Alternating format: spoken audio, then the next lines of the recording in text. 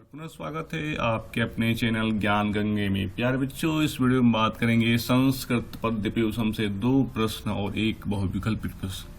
Means 3 प्रश्न और 5 अंक। बहुत ही इंपॉर्टेंट वीडियो है, बहुत इंपॉर्टेंट। तो जल्दी से जल्दी इसको शेयर कीजिए और हम लोग शुरू करते हैं। देखिए, इस संस्कृत के प्रश्न को हम चुटकियों में करेंगे। कैसे करेंगे बताते हैं आपको।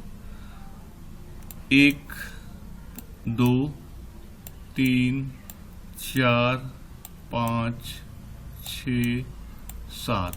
देखिए, 7 पाठ के 7 अध्याय के सभी प्रश्नों को 7 लाइन में दिया गया है। ये बहुत ही शॉर्ट में दिया गया है, बहुत ही इम्पोर्टेंट नोट्स है। आशा करते हैं कि आपके पास होगा भी। यदि नहीं है तो हमारे नंबर पे व्हाट्सएप मैसेज भेजिए, हमारी ज्ञान गंगे टीम आपको तुरंत उपलब्ध कराएंगी। तब जाके समझ में आएगा आपको। इससे संबंधित जितने भी वीडियो हैं सभी को क्रम से YouTube चैनल ज्ञान गंगे पे डाला गया है, आप उसे देख सकते हैं। इससे पहले हिंदी में भी इसी प्रकार शॉर्ट नोट्स दिया गया था और वो भी परीक्षा में धमाकेदार प्रस्तुति के साथ अपना जो काम है किया। तो चलिए शुरू करते हैं। देखिए, पद्य पेशम से 2 प्रश्न और 1 बहुविकल्पी। एक बहुविकल्पी जो है भरने वाला आएगा, वो भी प्रश्न ही होगा, उसमें भर देना है, बस 1 अंक मिल जाएगा। शुरू करते हैं। देखिए, आपको आगे परीक्षा में आएगा क्या कि महात्मन नाम किम अस्त, मैंने महात्मा का नाम क्या था, तो किम के जगह पे मोहनदास लिख देंगे कि महात्मन नाम मोहनदास अस्त। बस हो गया।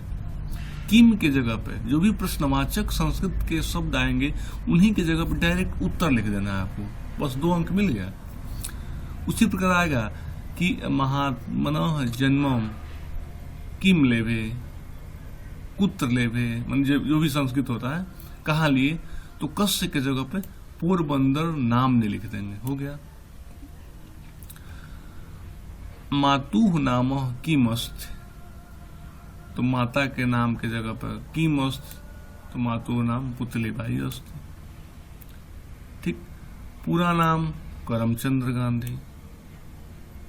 वो किस नाटक को देखकर प्रभावित हुए, तो सब संस्कृत लिखा ही रहेगा। किम नाटकेन लिखा रहेगा तो बस हरिश्चंद्र नाम ना लिख देंगे। वो विदेश कैसे गए, किस यान से गए, किस यान से गए, तो धूम यानेन। किम यानेन तो धूम यानेन, हो गया, 2 अंक मिला। भरोसा नहीं है। और एक गाइल्स से संबंधित भी है प्रश्न, उसके जगह पे गाइल्स लिख देंगे। अब देखिए दूसरा पार्ट, पहला पार्ट खत्म। इसमें से उम्मीद करते हैं कि 1 आ जाएगा। बहुत इंपॉर्टेंट चैप्टर है महात्मा गांधी वाला, और इसमें प्रश्न जो है टोटल 7 प्रश्न है, और इन 7 प्रश्नों को आप याद कर लेंगे। आप सीरीज निकालेंगे और देखेंगे कि आखिर प्रश्न कैसे बनते हैं और उसका उत्तर हम कैसे लिखते हैं। जैसे पता है ना, आप चेक करिएगा, चेक करेंगे, प्रैक्टिस करेंगे तभी समझ में आएगा। वैसे वीडियो देख लेने से, नोट्स पढ़ लेने से नहीं होगा।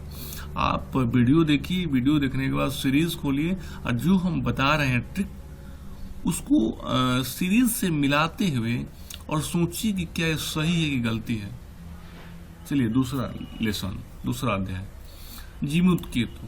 देखिए, जीमूत केतु का मतलब इसमें हम डायरेक्ट ऐसे जानते हैं, जीमूत केतु का पुत्र जीमूतवाहन। जीमूत केतु का पुत्र कौन था? जीमूतवाहन। अब प्रश्न आएगा कि जीमूतवाहन कस्य किमस्त, कौन था? तो जीमूत केतु का पुत्र था।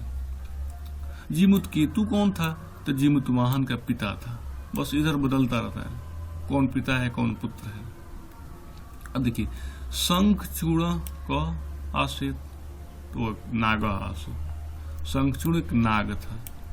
ये दोनों पिता पुत्र हैं। पूछेगा कि किसका पुत्र कौन है, तो आप उसके जगह पर ठीक केवल शब्द लिख देंगे, प्रश्न वही रहेगा। शंखचूड़ एक नाग था और गरुड़ के पास जीमूतवाहन को भेजा गया था। गरुड़ के पास शंखचूड़ को भेजा गया था, जीमूतवाहन ने भेजा था। ठीक। तो ये इम्पोर्टेंट नहीं है, इसे लिख दिया गया है। आप ये शंखचूड़ एक नाग था और ये दोनों पिता पुत्र हैं, आप याद रखेंगे। उसके बाद नागानंदम क्या है, नाटक लेखक हर्षवर्धन। देखिए ये जो कहानी है वो नागानंदम नाटक में है, तो पूछता है कि नागानंदम नाटकम किम लेखकम अस्ति। जो भी है संस्कृत थोड़ा सा उल्टा सीधा होता है, कोई जरूरी नहीं है कि सही बोलना है, केवल परीक्षा में अच्छा अंक हासिल करना है, 5 में 5 हासिल करना है। तो नाटकम लेखकम किम अस्ति, तो किम के जगह पे आप लिख देंगे हर्षवर्धन अस्ति। नागानंदम किम अस्ति, नागानंदम क्या है, तो नागानंदम एकम नाटकम अस्ति। नागानंदम लेखकम किम अस्ति, नागानंदम लेखकम हर्षवर्धनम आसीत। अस्ति नहीं आसीत, आसीत मतलब थे। देखिए 2 लेसन हो गया। तीसरा लेसन, सुपारग कौन था, सुपराग कौन था, तो सुपराग एक बोधिसत्व अस्ति। बस एक यही इंपॉर्टेंट है। सुपराग कह अस्ति, तो कह के जगह पे बोधिसत्व लिख देंगे, उत्तर हो गया, 2 अंक मिल गया। आपको भरोसा नहीं होगा। जातक मालाया की रचना आर्य सूर्य है। और प्रश्न आएगा जातक मालया रचनाकारम किम आसीत, कौन थे, तो जातक मालया रचनाकार आर्य सूर्य आसीत। देखिए सब चीज वही है, बस किम के जगह पे कौन थे, वहां पे आर्य सूर्य लिख देना है।